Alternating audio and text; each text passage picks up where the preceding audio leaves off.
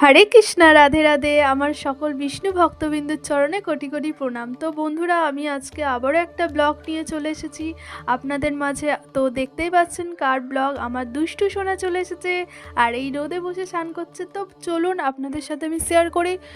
তো যারা আমার ভিডিওটি দেখছেন ওপর ঠেলে না দিয়ে অবশ্যই প্রথম থেকে শেষ অবধি দেখতে থাকুন, আশা করি অনেক অনেক ভালো লাগবে। আর যারা আমার চ্যানেলে নতুন হয়ে আছেন অবশ্যই সাবস্ক্রাইব করে পাশে থাকবেন।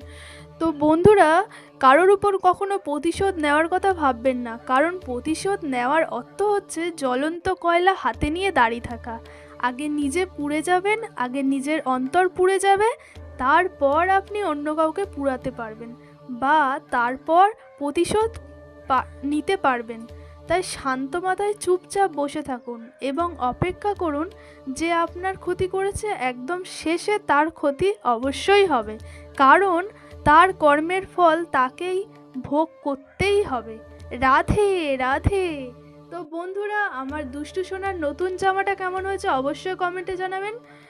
তো বন্ধুরা, এইভাবে আমার পাশে অবশ্যই সব সময় থাকবেন।